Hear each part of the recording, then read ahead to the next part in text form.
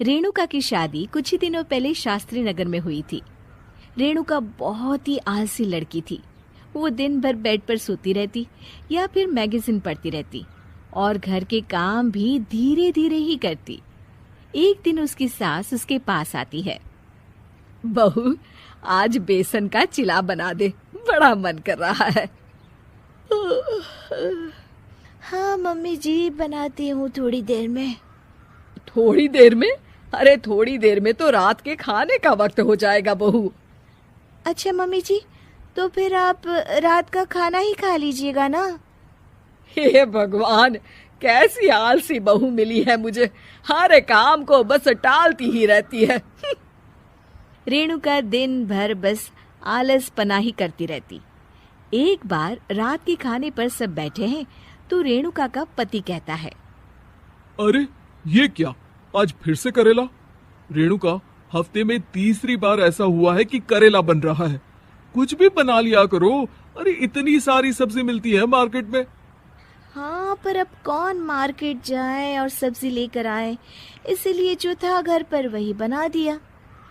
बहू, फ्रिज खोल कर देखती तो पता चलता कि सारी सब्जियां रखी होती है, पर तुम्हारा आलसपन खत्म हो तो तुम्हारी नजर जाए ना। विशाल कमरे में आकर रेणुका से पूछता है, रेणुका, मैंने कहा था तुमसे कि मेरे लिए रुमाल ले आना। मेरे सारे रुमाल खराब हो गए हैं। तुम ले आई क्या? आज नहीं गई, कल ले आऊंगी। ओफो, पिछले 4 दिनों से मैं यही सुन रहा हूँ। बिना रुमाल के ऑफिस जाना पड़ रहा है। तुम तो बहुत ही आलसी होती जा रही हो रेणुका। आपको रुमाल की जरूरत है ना, तो खुद ही खरीद लीजिए ना। हाँ, अब वही करूंगा। तुम्हारे भरोसे बैठा रहा तो कुछ नहीं होगा। एक दिन दरवाजे पर बेल बज रही होती है और रेणुका सोफे पर बैठी होती है, पर आलस में दरवाजा खोलती ही नहीं। अरे बहू, कितनी देर से बेल बज रही है? क्या कानों में रुई डालकर बैठी हो जो सुनाई नहीं दे रही बेल? मम्मी जी, अब आप आ ही गई है तो आप ही खोल दीजिए ना दरवाजा। क्यों मुझे ताना मारकर और देर कर रही हैं? अरे वाह, उल्टा चोर कोतवाल को डांटे। सास दरवाजा खोलती है तो उसकी पड़ोसन दरवाजे पर खड़ी होती है।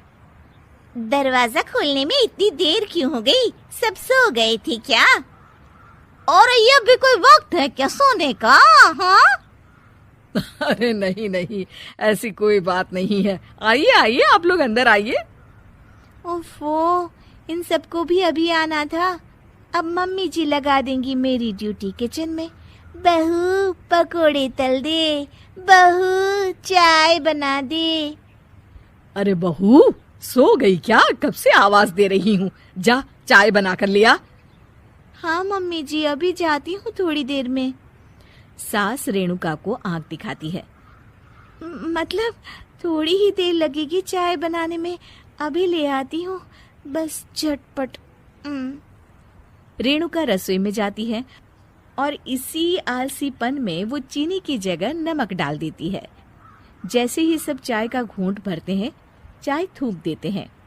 थू थू थू थू, ये कैसी चाय बनाई है तूने रेणुका? इसमें तो सारा नमक भरा है। हाँ, और ये पकोड़े, इसमें इतनी मिर्च है कि मेरी तो हालत ही खराब हो गई खाकर। और रेणु जी, आपकी खातिरदारी में पहले तो कभी कोई कमी नहीं रहती थी, पर जब से आपकी ये बहू आई है ना, मामला कुछ गड़बड़ा सा गया है। हाँ हाँ, जहाँ आप इतनी एक्टिव है, वहीं आपकी बहू एकदम आलसी, एकदम राम मिलाई जोड़ी लगती है।